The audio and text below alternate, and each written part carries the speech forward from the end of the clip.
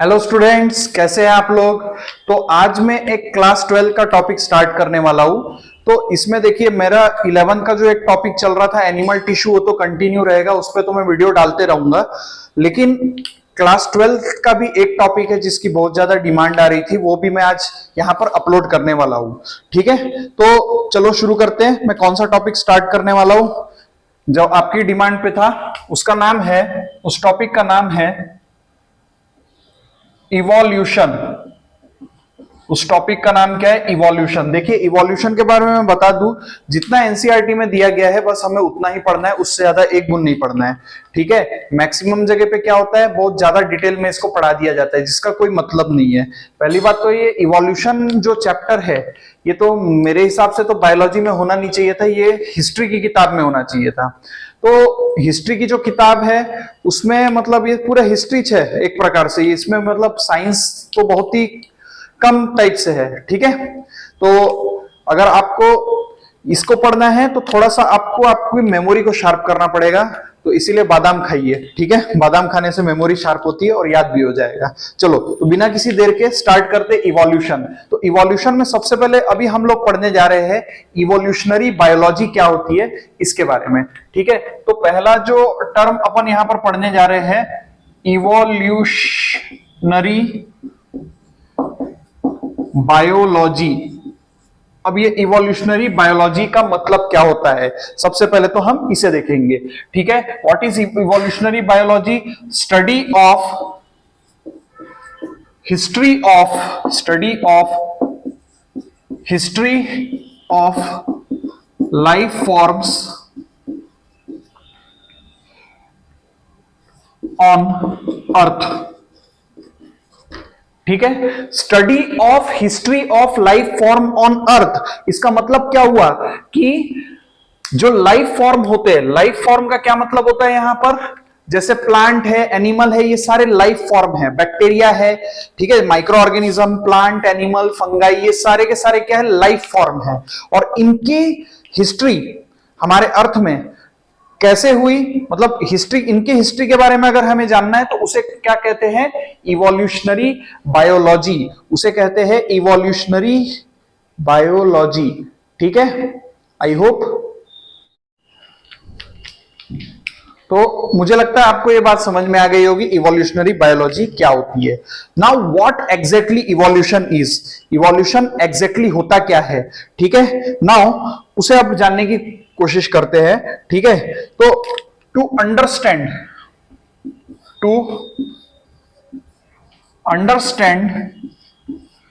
The changes takes place in flora and fauna over millions of year,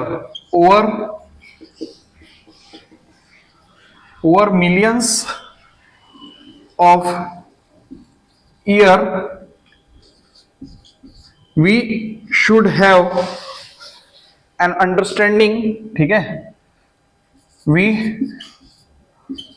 should have understanding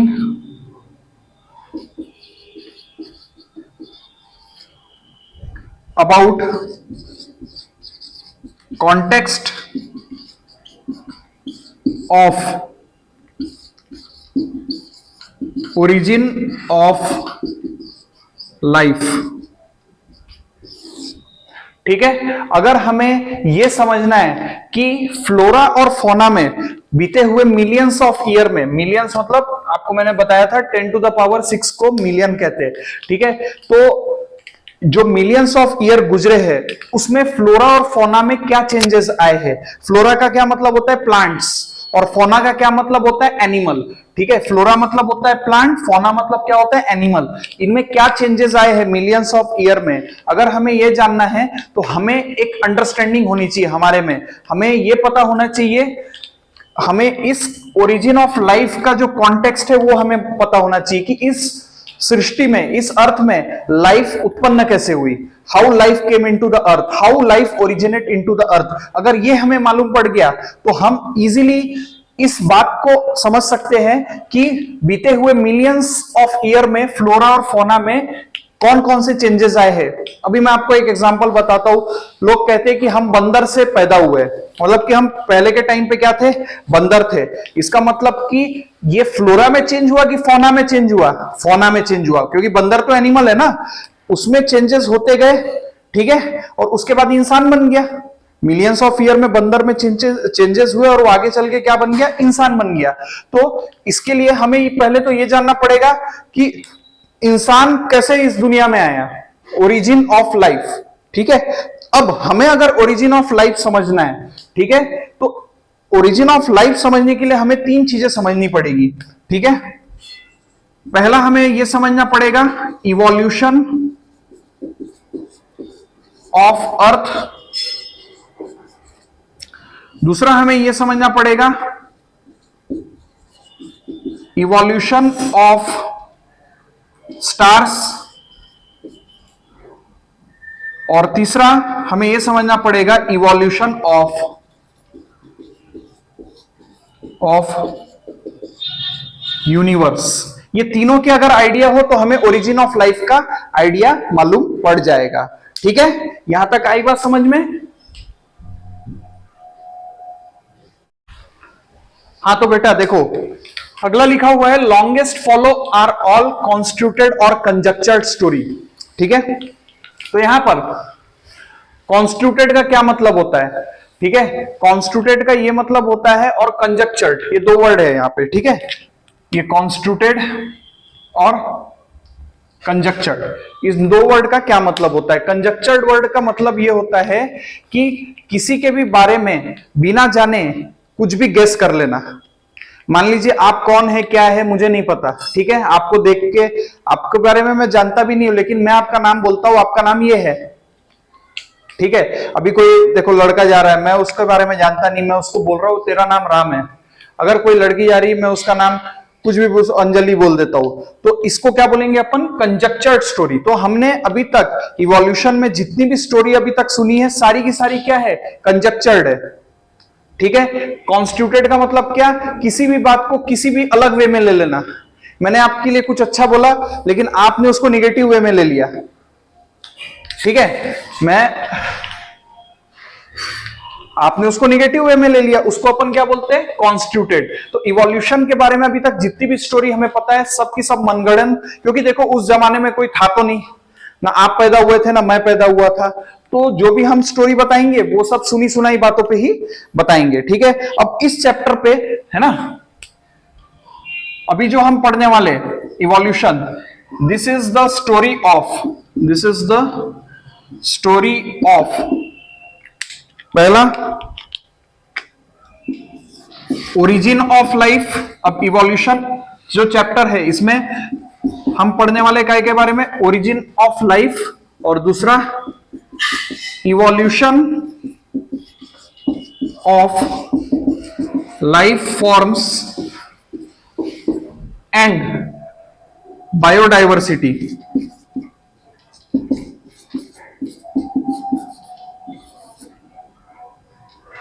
ठीक है। ये 2 चीजों के बारे में इवोल्यूशन में पढ़ने वाले। तो so evolution is a story of, ठीक है। पहले तो हम ये पढ़ेंगे कि ओरिजिन ऑफ लाइफ, इस दुनिया में जीवन कहां से आया, कैसे उत्पन्न हुआ, ठीक है। पहला जो लिविंग थिंग इस दुनिया में आई, वो कैसे उत्पन्न हुई। दूसरा अपन ये पढ़ने वाले evolution of life form and biodiversity, जितने भी लाइफ फॉर्म थे, प्लांट, एनिमल, वो कैसे उनमें इवोल्यूशन हुआ, कैसे बंदर आगे चल के बन गया इंसान, ठीक है। बायोडाइवर्सिटी तो आप जानते ही होंगे, बायो का मतलब होता है लिविंग ऑर्गेनिज्म, डाइवर्सिटी मतलब विभिन्नता। फॉर एग्जांपल आप मार्केट में जाओगे तो क्या एक ही टाइप का आम मिलता है? मैंगो के तो बहुत सारे वेराइटीज होते हैं, है ना। हापुस होता है, बादाम होता है, बैगन फली होता है, और कलमी होता है, सुंदरी होता है, नीलम होता है ना। बहुत सारे मतलब आम की वेराइटीज है। तो बायोडाइवर्सिटी में डाइवर्सिटी है ना, ठीक है। तो ये कैसे हुए, कैसे इवॉल्व होके इतने सारे बन गए, ठीक है। इवन राइस खरीदने जाते, चावल, उसके भी कई सारे वेराइटीज होते हैं। HMT, क्या क्या बोलते हैं उसको, और भी है ना अपना, काली मूछ, विष्णु माला, तुलसी माला, विष्णु भोग, ठीक है, बासमती, ये अलग अलग नाम है। तो ये क्या है, बायोडाइवर्सिटी है। ठीक है, तो वो कैसे इवॉल्व हुए, वो कैसे आए इस दुनिया में, ये दोनों के बारे में हम पता इस चैप्टर में पढ़ेंगे। लेकिन इसके बाद अगर ये जो दो चीजें हैं ये हम पढ़ने वाले, इसके पीछे का कॉन्टेक्स्ट हम क्या लेंगे, that is what, evolution of earth. ठीक है, in the context of, in the context of evolution of earth, ठीक है, and against background of evolution of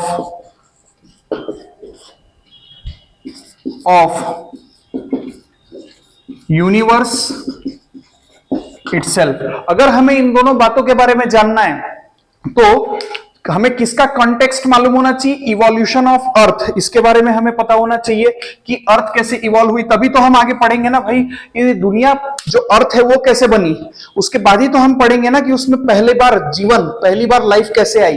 ठीक है, पहले बार कोई भी लिविंग ऑर्गेनिज्म कैसे उसमें आया। और अगर हमें इवोल्यूशन का अर्थ पढ़ना है तो उससे पहले हमें क्या पढ़ना पड़ेगा, इवोल्यूशन ऑफ यूनिवर्स, क्योंकि यूनिवर्स के अंदर में अर्थ है।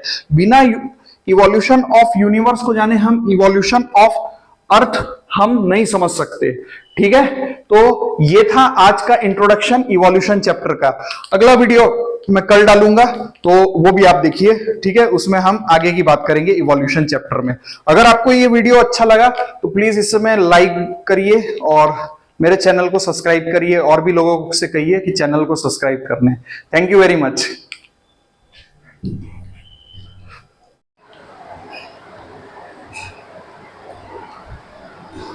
तो यहां पर अभी हम नेक्स्ट हम पढ़ने जा रहे हैं, put the heading origin of life.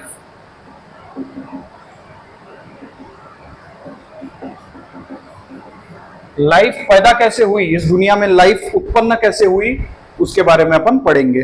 ठीक है, इसको पढ़ने से पहले हम एक बात समझते हैं कि जब भी हम तारों को देखते हैं, आसमान में तारों को देखते हैं, इसका मतलब क्या होता है आपको पता है? इसका मतलब होता है कि हम हमारे अतीत में देख रहे हैं, हम हमारे पास्ट में देख रहे हैं। वी आर लुकिंग इनटू अवर भूतकाल, मतलब पास्ट, जो पास्ट में जो बीता है वो कैसे, इसके बारे में हम जानेंगे। ठीक है, अच्छा, वो बताने से पहले मैं आपको एक और चीज बताना चाहता हूं कि किसी भी पॉइंट से स्टार, जो स्टार मतलब तारे हैं, किसी भी पॉइंट से तारों की जो दूरी है उसको मापने के लिए एक यूनिट का यूज किया जाता है जिसे कहा जाता है लाइट ईयर, जिसे हिंदी में कहा जाता है प्रकाश वर्ष।